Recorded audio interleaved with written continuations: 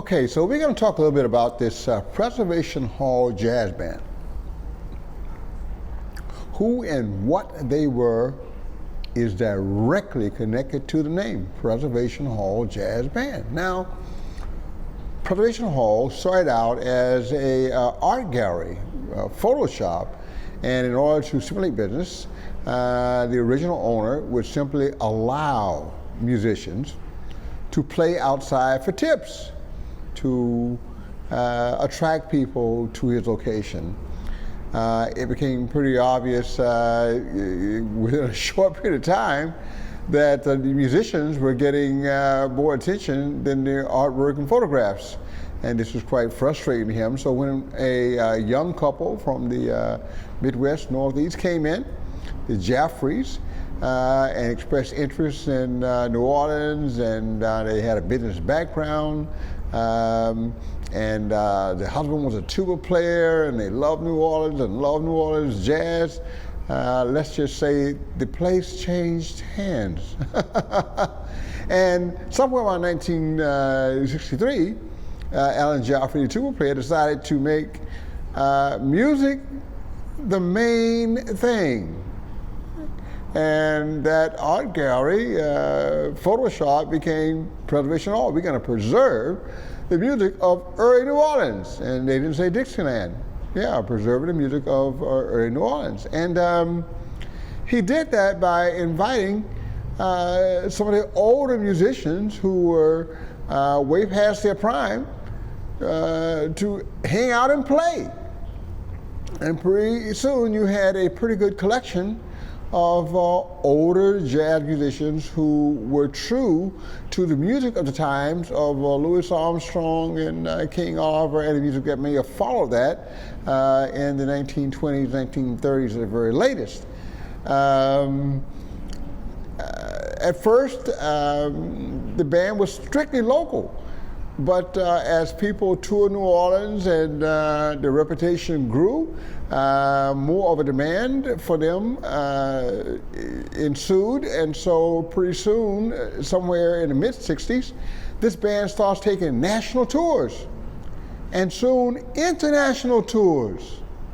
So the band is not just attracting people to New Orleans and preserving jazz, is now taking the message on the road all around the world. Sweet Emma Barrett was a piano player and singer, and Dee Dee Pierce and his wife Billy on trumpet and piano respectively, vocal. George on the clarinet, very famous clarinetist from the period who played with Kid Ory and Louis Armstrong and people like that. And then there were the two brothers, Percy and Willie Humphrey. You may remember me talking about Professor James Brown Humphrey, who was the music teacher who took a train to the plantations to teach plantation youth how to play music instruments. And although he was not a jazz musician, he did seed jazz. He was the Johnny Appleseed of jazz in the area. Well, guess what?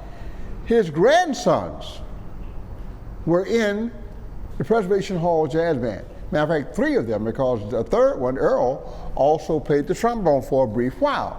Now, the funny thing is, these guys all had great reputations. They'd been on the road with the biggest. They played around the country and just had come back to New Orleans to settle down and do their thing. Percy had been on the road with just about everybody. Had played in New York and Chicago in the heyday of this music, and returned home, and then had played with his little brother. And they also had something else in common. They played in brass bands as well. And as a matter of fact, Percy had been a leader of one of the most prominent brass bands around. So their lineage, their history goes back to the very, very beginning of this jazz music in New Orleans. So several recordings were made by this group.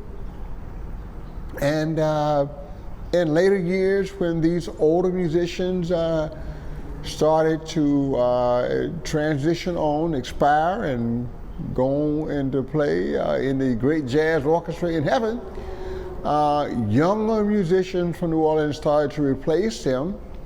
Since they had an international following, some of the younger musicians that came in to replace these older black musicians were actually European musicians, because there were some European musicians who had studied traditional New Orleans music and had a better handle on it than most American jazz musicians. So the Preservation Hall Jazz Band, number one, it was a real deal. It started out as just a gig for solo musicians, and with the Joffreys taking over, it became an organized band that brought in some of the most seasoned musicians and singers in the New Orleans area. And then that thing hit the road to spread the word around the country and around the world. And it continues to this very day. Now, there was one downtime when in all this time, the Preservation Hall and its jazz band did not function, and that was around 2005 in the aftermath of Katrina. A lot of things did not happen at that time. The place got shut down. We know that great tragedy.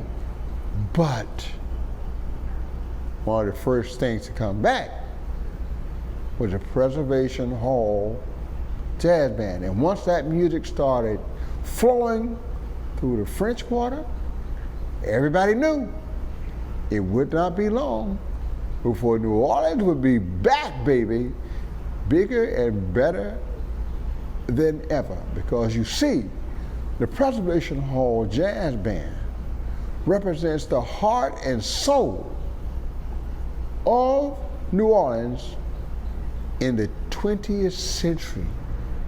And it also represents the legacy of this great music we call jazz.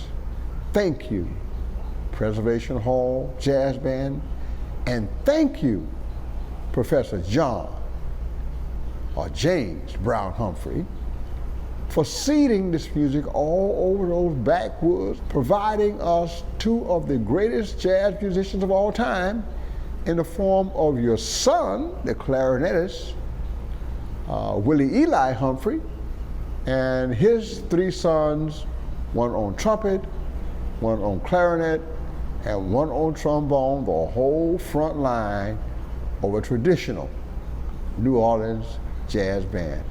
Preservation Hall Jazz Band, that's their story. I most certainly hope you enjoyed it. Have a great day.